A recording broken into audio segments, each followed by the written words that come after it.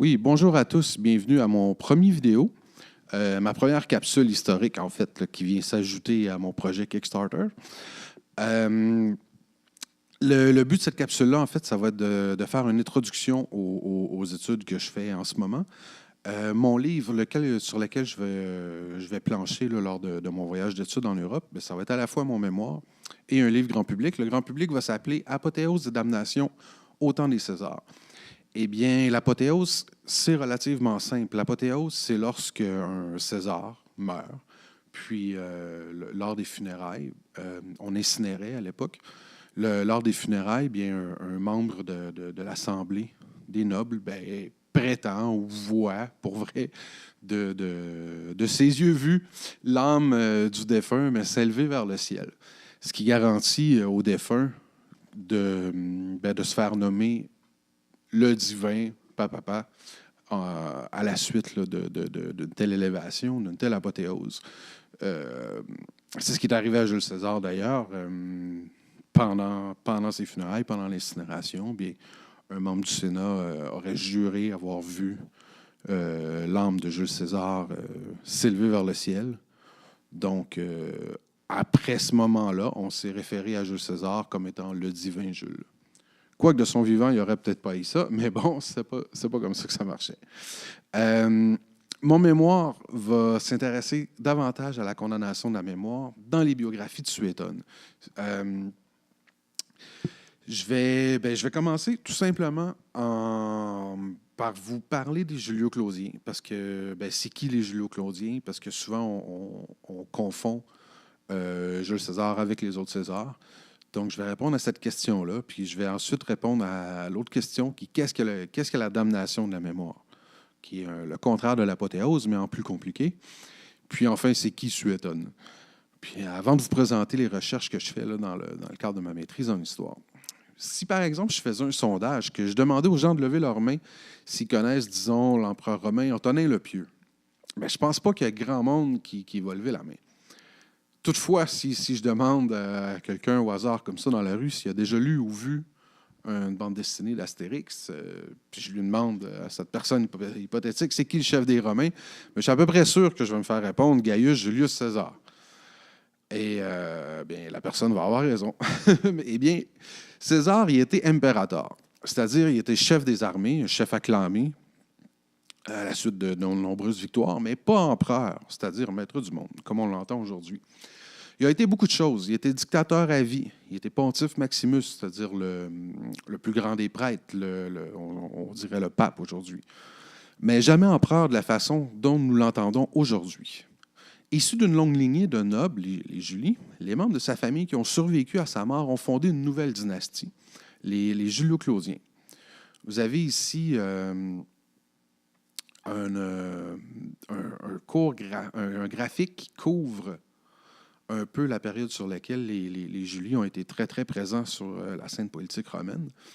Puis vous voyez là, que de la mort à Jules César en moins 44 jusqu'en 68, eh bien, c'est des membres des Julio-Claudiens qui ont été au pouvoir. Et donc, c'est d'eux que je vais vous parler aujourd'hui.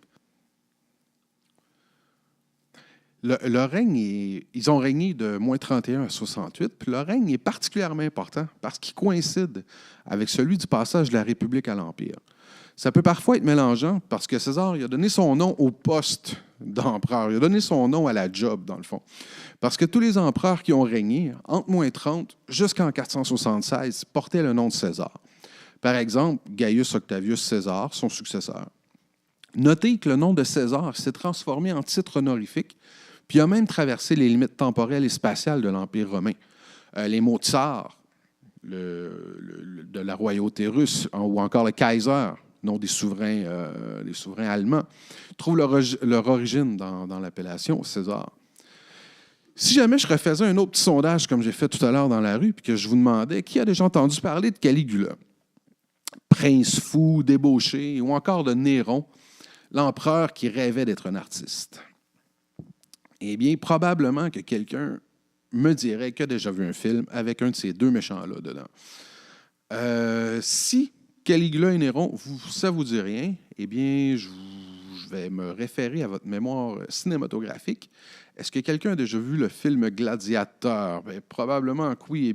Eh bien, le méchant dans Gladiateur, Commode, eh bien, celui qui voulait faire du mal à Russell Crowe, là, eh bien, c'est un autre des Césars qui a été frappé de la damnation de la mémoire. Donc, Caligula, Néron, Commode, il y en a d'autres, mais je vais me concentrer sur eux aujourd'hui. C'est parce qu'à Rome, justement, on avait tendance à classer les dirigeants en deux catégories, les bons et les mauvais empereurs. Pas besoin de deviner dans quelle catégorie se retrouvaient Caligula, Néron et Commode, je viens de vous le dire. Ils ont été condamnés, ils ont été frappés de damnation de la mémoire. Puis qu'est-ce qu'on faisait des mauvais empereurs? Bien, on condamnait leur mémoire. Puis Suétone dans tout ça, c'est qui? Bien, il s'agit d'un des rares biographes impériaux dont les textes nous sont parvenus. Il y a Tacite, il y a Cassius, il y a Flavien Joseph, il y a d'autres auteurs. Mais pour mes recherches, je me concentre sur Suétone parce qu'il a offert à la postérité une suite de biographies de tous les Césars. Donc, dans un de ses livres, Vie des 12 Césars, on retrouve une foule d'informations sur les Julio-Claudiens, incluant ceux qui ont été frappés de la damnation de la mémoire. Aujourd'hui, je vais donc vous parler de la vie des Césars dont la mémoire a été condamnée, puis je vais tenter de répondre à cette question qui vous chicote sûrement. Si on a condamné leur mémoire, mais comment ça on connaît la vie de ces empereurs-là? Puis surtout, comment ça on a l'impression de les connaître davantage que les autres empereurs? Bien, c'est une excellente question. C'est logique, si leur mémoire a été condamnée, comment ça on sait qu'ils ont existé? Bien, je vais offrir 3 réponses à cette question. Des réponses qui se complètent et qui s'améliorent, qui se complètent puis qui m'amèneront à vous partager mon hypothèse de recherche. La première réponse que je peux vous offrir, c'est que la condamnation de la mémoire n'était pas un interdit d'écriture. Il s'agissait littéralement de jeter malédiction sur la mémoire, sur le souvenir que les gens allaient garder. Oui, on brisait les statues, les effigies, mais on n'interdisait pas aux historiens de l'époque, ni aux poètes d'ailleurs, d'écrire sur les condamnés. Peut-être que les historiens subissaient des pressions, tout comme les poètes d'ailleurs, pour décrire les travers d'un empereur déchu ou pour en louanger un autre. Mais en l'absence de preuves, on ne peut que supposer. Puisque j'aborde ici la question de la malédiction de la mémoire, puis que cette dernière est le sujet de ma thèse, je vais vous décrire les étapes de ce rituel politique. Je vais vous les décrire rapidement, puisque je vais y revenir dans un prochain vidéo. Bien, premièrement, la victime, le mauvais empereur, est déclarée ennemi public par les sénateurs via un décret officiel. Si ce n'est pas déjà fait, le mauvais empereur est assassiné. Le rituel se déploie alors. Il y a des chants religieux, imprécations qui se font entendre dans la curie. Ça, c'est la bâtisse qui abritait le Sénat. Une statue de la victime est ensuite abattue. On va traîner la statue avec un crochet, le symbole du corps traîné, jusqu'au centre du forum. Une fois la statue exposée au public, elle va être mutilée méthodiquement, en commençant par les orifices des sens, les yeux, la bouche, les oreilles, le nez. Enfin, on décapitait la statue, ou ce qui en restait, puis on abattait toutes les autres statues à l'effigie de l'empereur maudit. Les statues étaient ensuite jetées dans le Tibre. Ça, c'est le fleuve qui traverse Rome, le fleuve mythique, dans un puits où, si on était vraiment fâché, on pouvait jeter ce qui restait de la statue dans les latrines, c'est-à-dire dans les toilettes. Il était strictement interdit à la famille de la victime de récupérer la dépouille et de lui faire des funérailles privées après coup. Malédiction aussi était jetée sur son prénom et sur son jour anniversaire. Au sujet de l'interdiction de faire des funérailles après coup à la dépouille de l'empereur qui a été maudit, il y a eu une exception dans le cas de Caligula, parce que où on aurait jeté une partie de son corps à moitié incinéré, apparemment que le lieu aurait été hanté par d'effroyables fantômes et monstres de toutes sortes. Alors, le Sénat a décidé de le brûler une bonne fois pour toutes, puis de lui donner un semblant là, de funérailles dignes. En jetant les statues dans le Tibre, le fleuve qui traverse Rome, qu'est-ce que vous pensez qui est arrivé? Bien, inévitablement, des chercheurs, des siècles plus tard, allaient retrouver ces statues. Puis c'est là que se produit un truc d'une savoureuse ironie. En voulant détruire des représentations, on a permis d'en conserver quelques-unes intactes des siècles durant. Prenez un instant pour observer attentivement cette tête de Caligula. Elle est si bien conservée qu'on y remarque des traces de pigments, ce qui est très rare. Je vous rappelle que les statues, la statuaire, l'architecture de l'Antiquité était couverte de couleurs. On imagine souvent les cités antiques toutes blanches, ce qui est à des années-lumière de la réalité. Je me permets ici une courte digression. C'est une erreur de perception qui a été renforcée par les populaires travaux d'un historien de l'art au 18e siècle, Joachim Winckelmann, qui vantait dans ses ouvrages la blancheur marmoréenne des œuvres antiques. Ces descriptions sont fabuleusement belles, mais pour ce qui est de la couleur, il était dans le champ complètement. Revenons-en à la damnation de la mémoire. C'est quand même curieux que les historiens aient eu droit d'écrire sur la vie des empereurs dont on avait condamné la mémoire, n'est-ce pas? Là, je me permets encore une petite digression. Les poètes évitaient de nommer ou tourner alentour du pot ou trouvaient le moyen de ne pas trop invoquer les personnages qui ont été frappés de la damnation de la mémoire. Mais pour les historiens, il y avait un éléphant dans la pièce.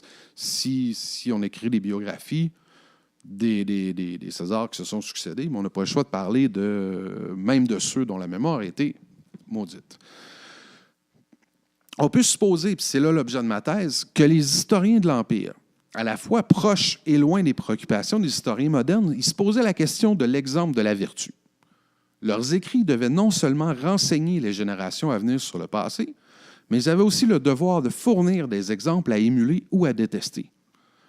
La magnanimité de Jules César, sa frugalité, son calme devant le danger, représentaient des objectifs, des buts à atteindre, des comportements à imiter pour les prochains dirigeants. La jeunesse intempestive de Caligula, son goût du luxe, des excès de toutes sortes, offrait une panoplie de défauts que tout jeune prince à venir devait avoir en horreur. Les historiens de l'époque s'adressaient à l'élite afin d'éduquer cette dernière. Autrement dit, Suétone ne faisait pas juste écrire l'histoire, il donnait aux générations futures des exemples à suivre et d'autres à éviter. Le Principat romain était un régime jeune en pleine recherche de repères. Ce n'était pas une monarchie ni une démocratie. Ce qu'on nomme aujourd'hui l'Empire romain était une formidable machine politique, sociale, culturelle, militaire, qui inventait, au fil de sa propre expansion, les règles qui allaient la régir. Si je reviens à mon questionnement initial, pourquoi connaissons-nous les empereurs dont la mémoire a été maudite? Bien, premièrement, c'est parce que les historiens ont écrit sur eux. Deuxièmement, en voulant détruire leur image, les Romains ont permis accidentellement d'en préserver quelques exemplaires en très bon état. Puis troisièmement, les historiens romains jouaient aussi un rôle de moraliste, c'est-à-dire qu'ils devaient donner des exemples à imiter et des exemples à détester pour les jeunes princes à venir. Alors, ils ont écrit aussi abondamment sur les mauvais que sur les bons empereurs. En écrivant des portraits aussi stéréotypés, on peut comprendre aisément que cela ait marqué les esprits, et ce, jusque dans la culture populaire de notre époque. Ces questions sont centrales dans ma thèse. Je m'interroge afin de comprendre comment l'historien Suétone a traité de cette épineuse question de la condamnation de la mémoire, ainsi que la suite de mes recherches. Dans un prochain vidéo, je prendrai plus le temps d'expliquer la damnation de la mémoire et je donnerai des cas avec des exemples. Je vais parler de Marc-Antoine, de Caligula, de Néron. Puis ensuite, pour les autres vidéos, on verra. On n'oublie pas, tout ça, c'est fait à la fois pour le plaisir, mais aussi pour supporter ma campagne Kickstarter.